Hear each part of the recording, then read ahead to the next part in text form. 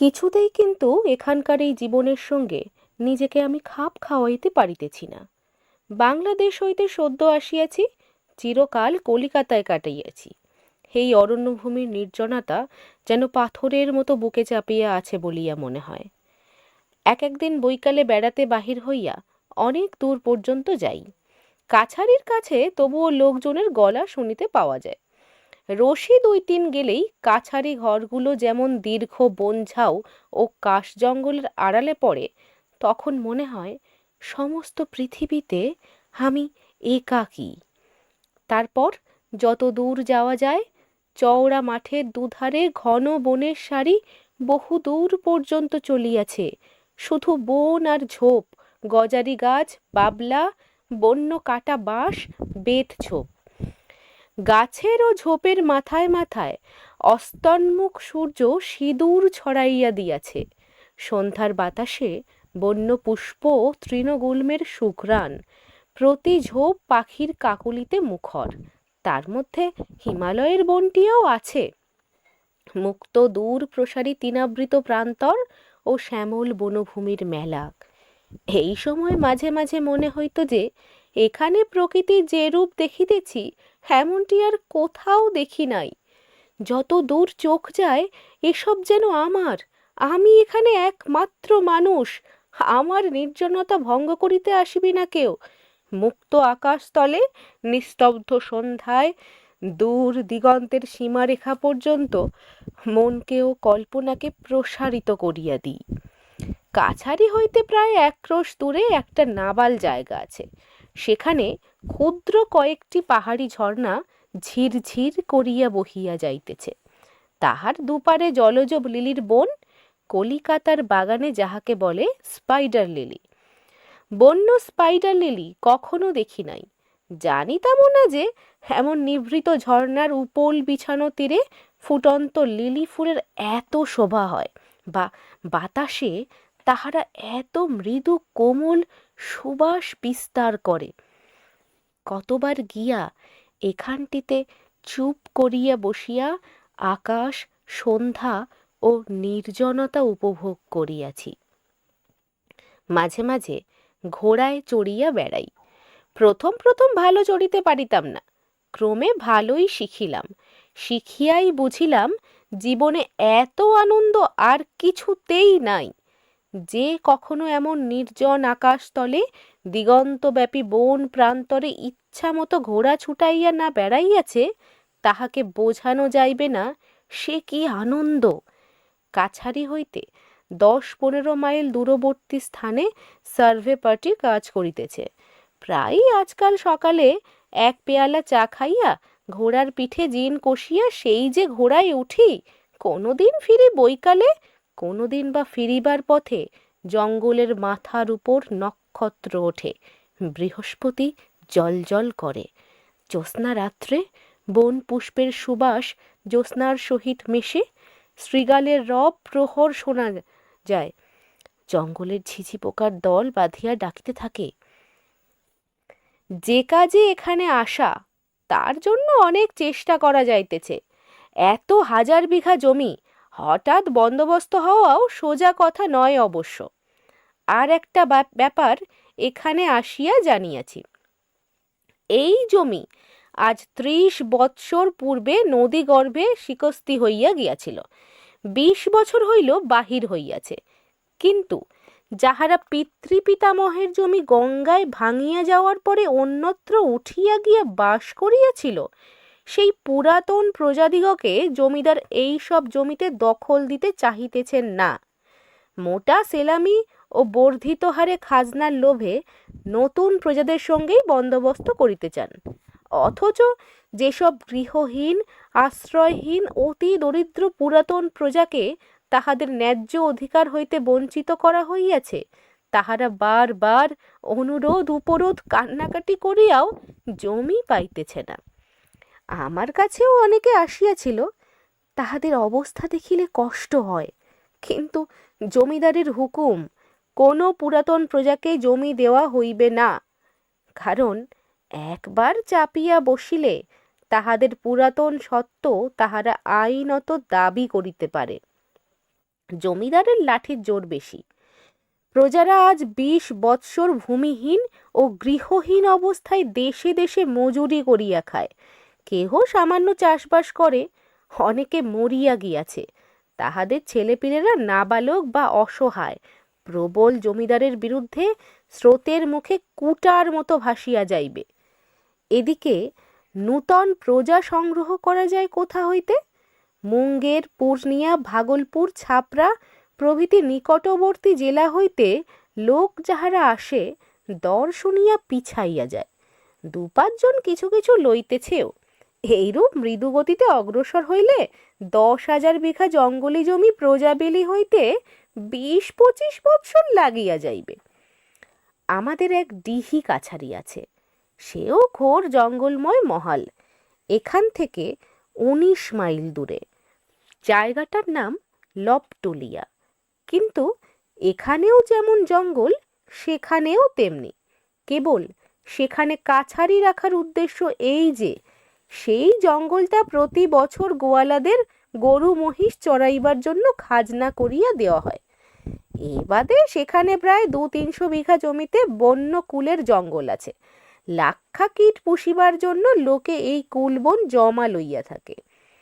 এই টাকাটা আদায় করিবার জন্য সেখানে ১০ টাকা মাহিনার একজন পাটোয়ারি ও তাহার একটা ছোট কাছারি আছে। কুলবন ইজারা দিবার সময় আসিতেছে। একদিন ঘোড়া করিয়া লবটুলিয়াতে রওনা হইলাম।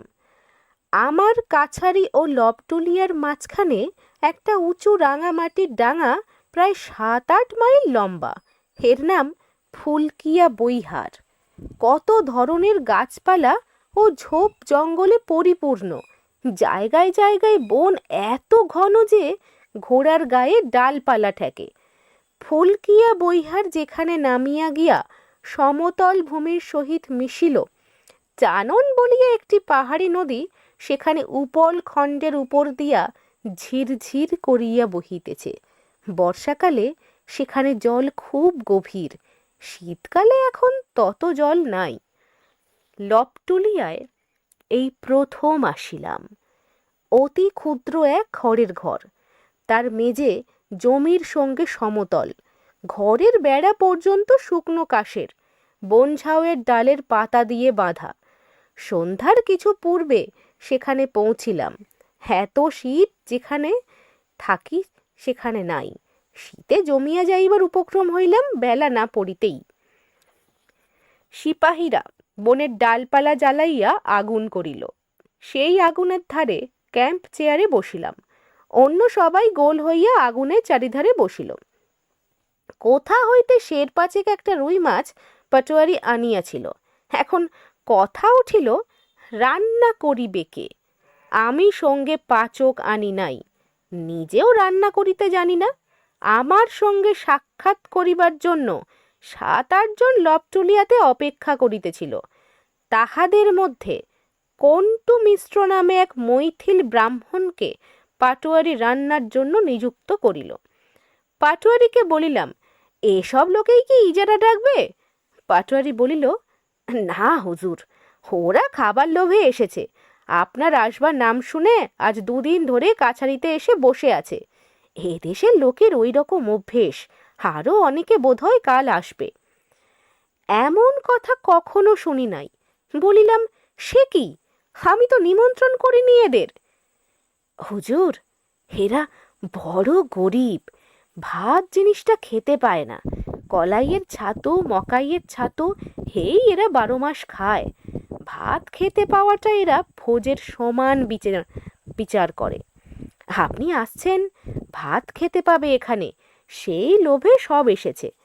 দেখুন না, আরও কত আসে। বাংলাদেশের লোকে বড় বেশি সভ্য হইয়া গিয়াছে ইহাদের তুলনায় মনে হইল। কেন জানি না, এই অন্ন ভোজন লোলুপ সরল ব্যক্তিগুলিকে আমার সে রাত্রে এত ভালো লাগিল। আগুনের চারিধারে বসিয়া তাহারা নিজেদের মধ্যে গল্প করিতেছিল, আমি শুনিতেছিলাম। প্রথমে তাহারা আমার আগুনে বসিতে চাহে নাই। আমার প্রতি সম্মানসূচক দূরত্ব বজায় রাখিবার জন্য আমি তাহাদের ডাকিয়া আনিলাম। কণ্টু মিশ্র কাছে বসিয়াই আসান কাঠের ডালপালা জ্বালাইয়া মাছ রাঁধিতেছে। ধুনা পুড়াইবার মতো সুগন্ধ বাহির হইতেছে ধোঁয়া হইতে। আগুনের কুণ্ডের বাহিরে গেলে মনে হয় যেন আকাশ হইতে বরফ পড়িতেছে, এত শীত। খাওয়া দাওয়া হইতে রাত হইয়া গেল অনেক। কাছারিতে যত লোক ছিল সকলেই খাইল। তারপর আবার আগুনের ধারে গোল হইয়া বসা গেল। শীতে মনে হইতেছে শরীরের রক্ত পর্যন্ত জমিয়া যাইবে। ফাঁকা বলিয়াই শীত বোধহয় এত বেশি, কিংবা বোধহয় হিমালয় বেশি দূর নয় বলিয়া। আগুনের ধারে আমরা 7-8 জন লোক। সামনে ছোট ছোট দুখানি খড়ের ঘর, একখানিতে থাকিব আমি, আর একখানিতে বাকি এতগুলি লোক। আমাদের চারিদিকে ঘিরিয়া অন্ধকার বন ও প্রান্তর, মাথার উপরে নক্ষত্র ছড়ানো দূর প্রসারী অন্ধকার আকাশ। আমার বড় অদ্ভুত লাগিল, যেন চির পরিচিত পৃথিবী হইতে নির্বাসিত হইয়া মহাশূন্যে এক গ্রহে অন্য এক অজ্ঞাত রহস্যময় জীবনধারার সহিত জড়িত হইয়া পড়িয়াছি। একজন 20-30 বছরের লোক এ দলের মধ্যে আমার মনোযোগকে বিশেষভাবে আকৃষ্ট করিয়াছিল। লোকটির নাম গনরি তেওয়ারি। শ্যামবর্ণ দোহারা চেহারা, মাথায় বড় চুল, কপালে 2টি লম্বা ফোঁটা কাটা। এই শীতে গায়ে একখানা মোটা চাদর ছাড়া আর কিছু নাই। এদেশের রীতি অনুযায়ী গায়ে একটা মির্জাই থাকা উচিত ছিল, তা পর্যন্ত নাই। অনেকক্ষণ হইতে আমি লক্ষ্য করিতেছিলাম সে সকলের দিকে কেমন কুণ্ঠিতভাবে চাহিতেছিল, কারো কথায় কোনো রকম প্রতিবাদ করিতেছিল না। অথচ কথা যে সে কম বলিতেছিল তা নয়। আমার প্রতি কথার উত্তরে কেবল সে বলে, হুজুর। এদেশের লোকে যখন কোনো মান্য ও উচ্চপদস্থ ব্যক্তির কথা মানিয়া লয়, তখন কেবল মাথা সামনের দিকে অল্প ঝাঁকাইয়া সসম্ভ্রমে বলে, হুজুর। গনরিকে বলিলাম, তুমি কোথায় থাকো তেওয়ারিজি? আমি যে তাহাকে সরাসরি প্রশ্ন করিব, এতটা সম্মান যেন তাহার পক্ষে সম্পূর্ণ অপ্রত্যাশিত। এভাবেই সে আমার দিকে চাহিল। বলিল, ভীমদাসটোলা হুজুর। তারপর সে তাহার জীবনের ইতিহাস বর্ণনা করিয়া গেল, একটানা নয়, আমার প্রশ্নের উত্তরে টুকরো টুকরো ভাবে। গনরি তেওয়ারির বয়স যখন 12 বছর, তার বাপ তখন মারা যায়। এক বৃদ্ধা পিসিমা তাহাকে মানুষ করে। সে পিসিমাও বাপের মৃত্যুর বছর 5 পরে যখন মারা গেলেন, গনরি তখন জগতে ভাগ্য অন্বেষণে বাহির হইল। কিন্তু তাহার জগৎ পূর্বে পূর্ণিয়া শহর, পশ্চিমে ভাগলপুর জেলার মধ্যে সীমানা, দক্ষিণে এই নির্জন অরণ্যময় ফুলকিয়া বৈহার, উত্তরে কুশি নদী, ইহারই মধ্যে সীমাবদ্ধ। ইহারই মধ্যে গ্রামে গ্রামে গৃহস্থের দুয়ারে ফিরিয়া কখনো ঠাকুর পুজো করিয়া, কখনো গ্রাম্য পাঠশালায় পণ্ডিতি করিয়া, কায় ক্লেশে নিজের আহারের জন্য কলাইয়ের ছাতু ও চীনা ঘাসের দানার রুটির সংস্থান করিয়া আসিয়াছে। সম্প্রতি মাস 2 চাকুরি নাই।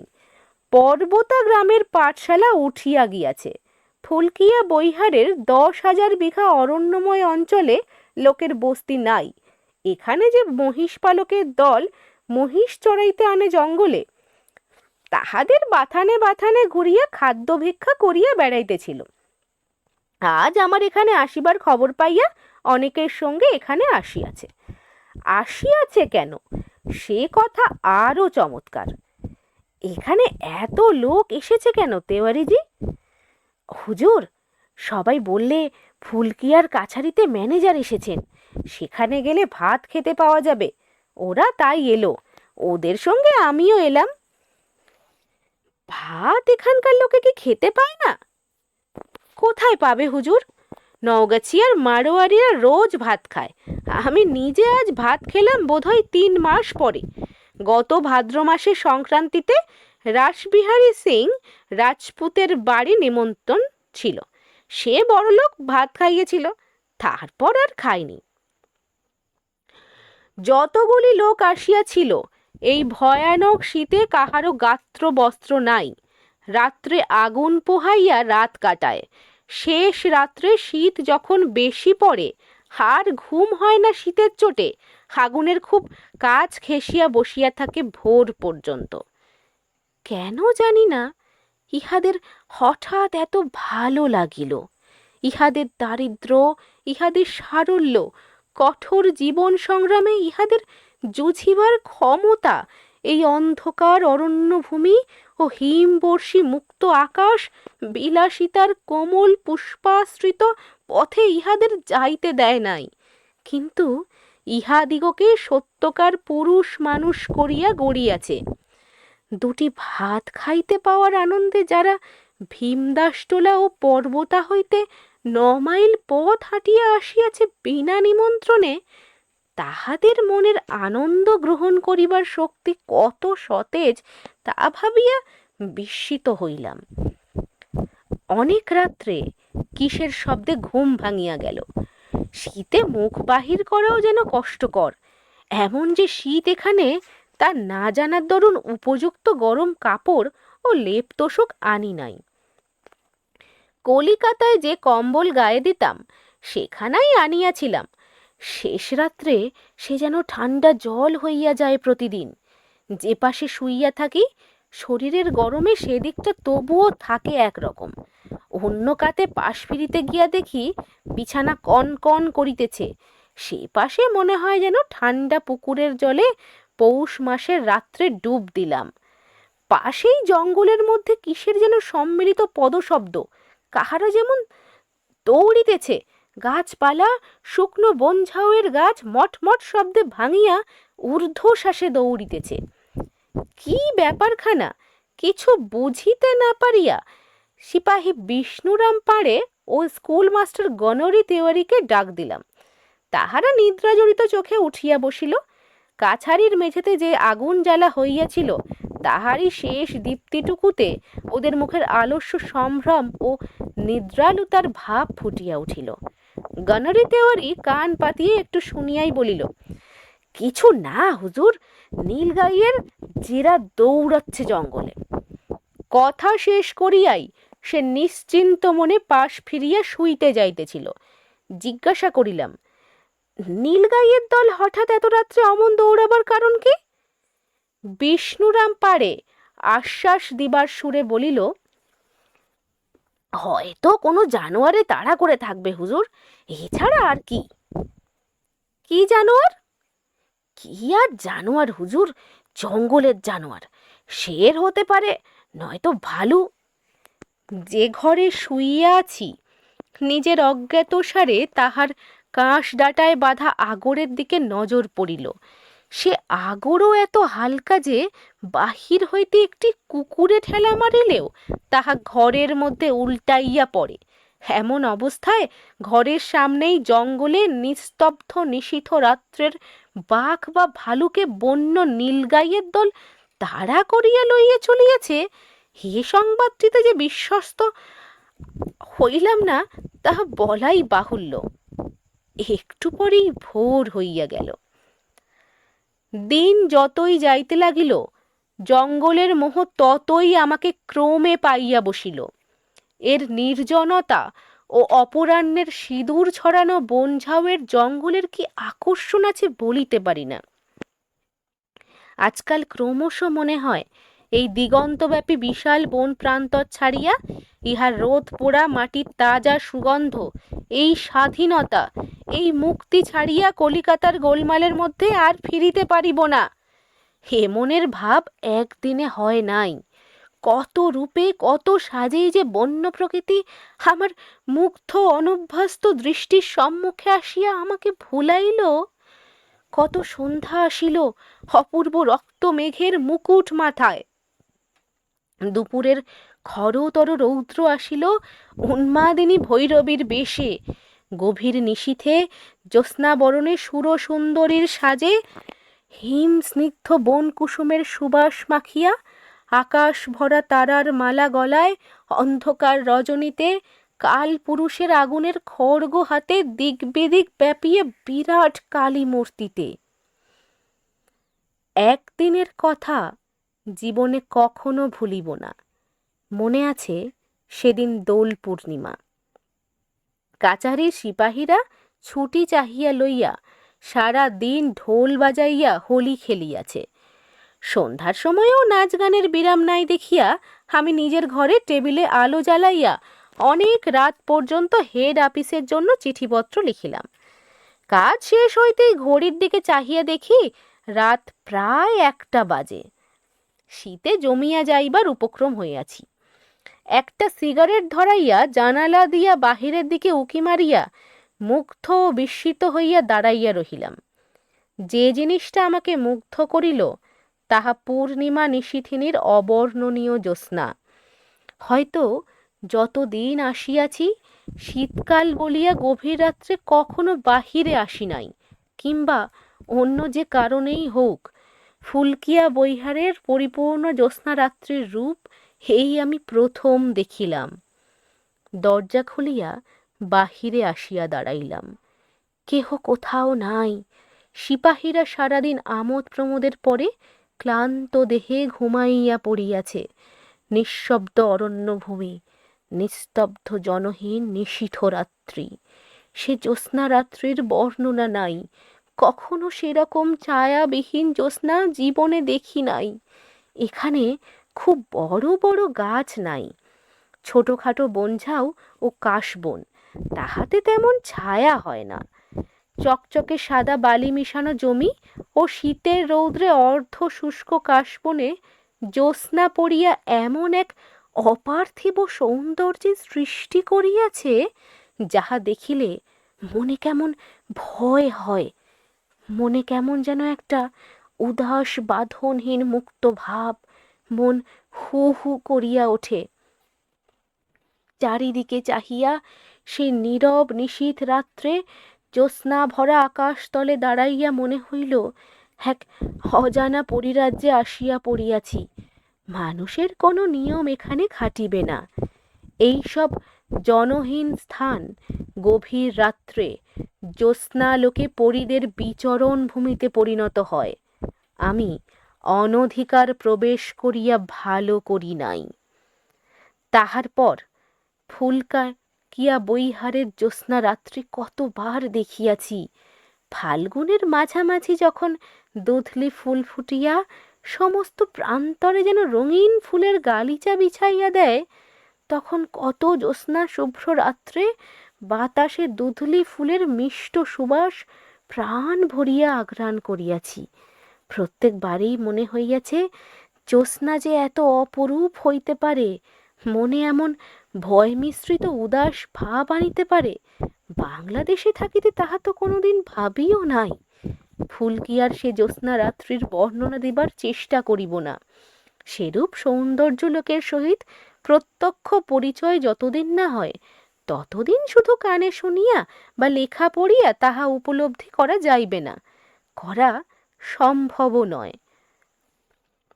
অমন মুক্ত আকাশ, অমন নিস্তব্ধতা, অমন নির্জনতা, অমন বিদন্ত বিসর্পিত বনানীর মধ্যেই শুধু অমন্তর রূপলোক ফুটিয়া ওঠে।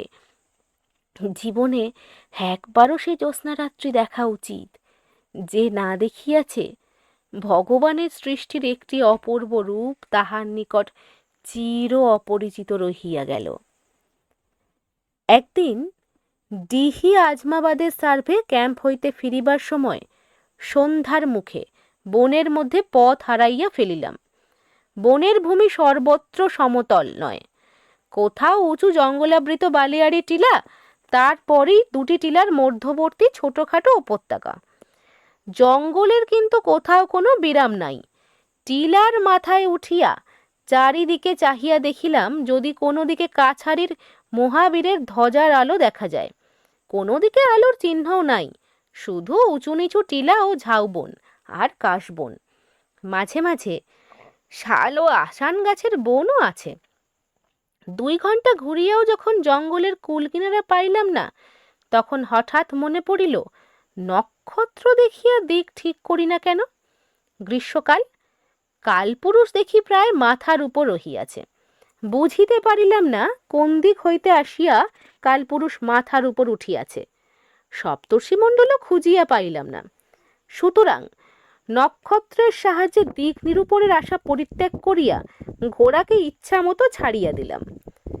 মাইল 2 গিয়া জঙ্গলের মধ্যে একটা আলো দেখা গেল। আলো লক্ষ্য করিয়া সেখানে উপস্থিত হইয়া দেখিলাম জঙ্গলের মধ্যে 20 বর্গহাত আন্দাজ পরিষ্কার স্থানে একটা খুব নিচু ঘাসের খুপড়ি। কুড়ের সামনে গ্রীষ্মের দিনেও আগুন জ্বালানো। আগুনের নিকট হইতে একটু দূরে একটা লোক বসিয়া কি করিতেছে। আমার ঘোড়ার পায়ের শব্দ শুনিয়া লোকটি চমকিয়া উঠিয়া বলিল, কে? তারপরে আমাকে চিনিতে পারিয়া তাড়াতাড়ি কাছে আসিল ও আমাকে খুব খাতির করিয়া ঘোড়া হইতে নামাইল।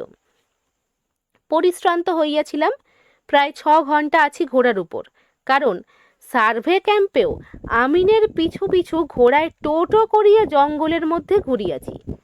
লোকটার প্রদত্ত একটা ঘাসের চাটাইয়ে বসিলাম। জিজ্ঞাসা করিলাম, তোমার নাম কি? লোকটি বলিল, গনু মাহাতো, জাতি গঙ্গোতা। এ অঞ্চলে গঙ্গোতা জাতির উপজীবিকা চাষবাস ও পশুপালন, তাহা আমি এতদিনে জানিয়াছিলাম। কিন্তু এ লোকটা এই জনহীন গভীর বনের মধ্যে একা কি করে? বলিলাম, তুমি এখানে কি করো? তোমার বাড়ি কোথায়? হুজুর, মহিষ চড়াই। আমার ঘর এখান থেকে 10 ক্রোশ উত্তরে ধরমপুর, লক্ষ্মণিয়া টোলা। নিজের মহিষ? কতগুলো আছে? লোকটা গর্বের সুরে বলিল, 5টা মহিষ আছে হুজুর। 5টা মহিষ? দস্তুর মতো অবাক হইলাম।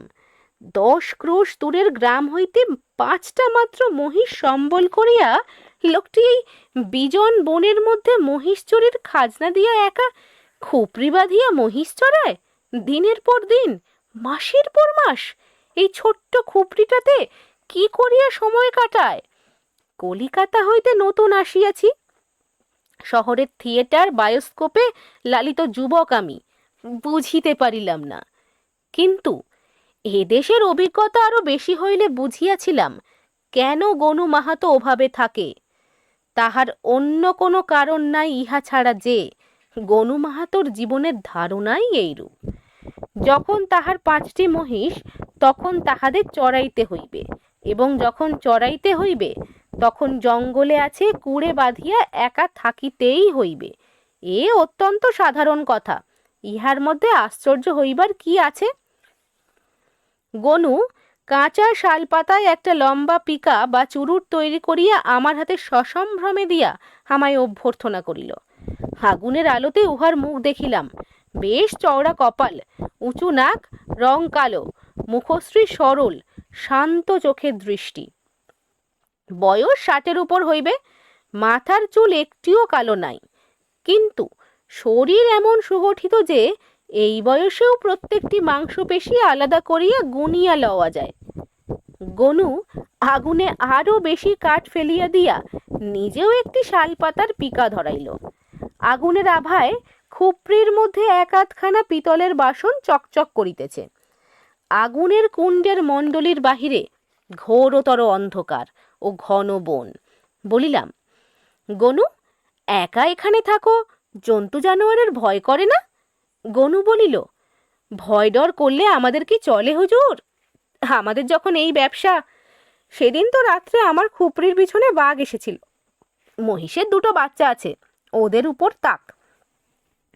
শব্দ শুনে রাত্রে উঠে টিন বাজাই, মশাল জ্বালি, চিৎকার করি। রাত্রে আর ঘুম হলো না হুজুর। শীতকালে তো সারা রাত এই বনে ফেউ ডাকে। খাও কি এখানে? দোকান টোকান তো নেই, জিনিসপত্র পাও কোথায়? চাল ডাল? হুজুর, দোকানে জিনিস কেনবার মতো পয়সা কি আমাদের আছে? না আমরা বাঙালি বাবুদের মতো ভাত খেতে পাই? এই জঙ্গলের পিছনে আমার 2 বিঘে খেড়ি ক্ষেত আছে।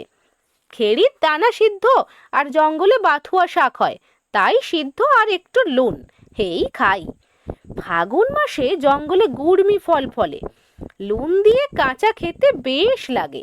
লতানে গাছ, ছোট ছোট কাকুরের মতো ফল হয়। সে সময় 1 মাস এ অঞ্চলে যত গরিব লোক গুড়মি ফল খেয়ে কাটিয়ে দেয়। দলে দলে ছেলে মেয়ে আসবে জঙ্গলের গুড়মি তুলতে। জিজ্ঞাসা করিলাম, রোজ রোজ খেড়ির দানা সিদ্ধ আর বাথুয়া শাক ভালো লাগে? কি করব হুজুর, আমরা গরিব লোক, বাঙালি বাবুদের মতো ভাত খেতে পাবো কোথায়?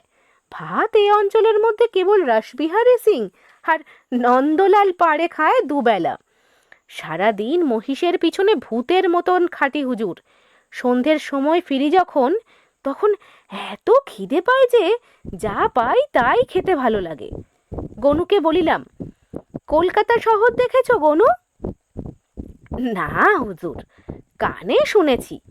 ভাগলপুর শহরে একবার গিয়েছি, বড় ভারী শহর। ওখানে হাওয়ার গাড়ি দেখেছি, বড় তাজ্জব চিজ হুজুর।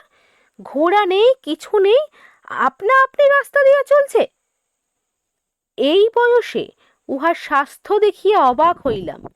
সাহসও যে আছে ইহা মনে মনে স্বীকার করিতে হইল। গনুর জীবিকা নির্বাহের একমাত্র অবলম্বন মহিষ কয়টি। তাদের দুধ অবশ্য এ জঙ্গলে কে কিনিবে? দুধ হইতে মাখন তুলিয়া ঘি করে ও 2-3 মাসের ঘি একত্রে জমাইয়া 9 মাইল দূরবর্তী ধরমপুরের বাজারে মারোয়ারিদের নিকট বিক্রয় করিয়া আসে। আর থাকিবার মধ্যে ওই বিঘা 2 খেড়ি, অর্থাৎ শ্যামা ঘাসের ক্ষেত, যার দানা সিদ্ধ এ অঞ্চলের প্রায় সকল গরিব লোকেরই একটা প্রধান খাদ্য। গনু সে রাত্রে আমাকে কাছারিতে পৌঁছাইয়া দিল, কিন্তু গনুকে আমার এত ভালো লাগিল যে কতবার শান্ত বৈকালে তাহার খুপড়ির সামনে আগুন পোহাইতে পোহাইতে গল্প করিয়া কাটাইয়াছি।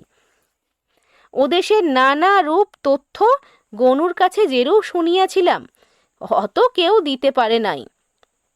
গনুর মুখে কত অদ্ভুত কথা শুনিতাম, হুড়ক্ক সাপের কথা, জীবন্ত পাথর ও আতুরে ছেলের হাঁটিয়া বেড়াইবার কথা ইত্যাদি।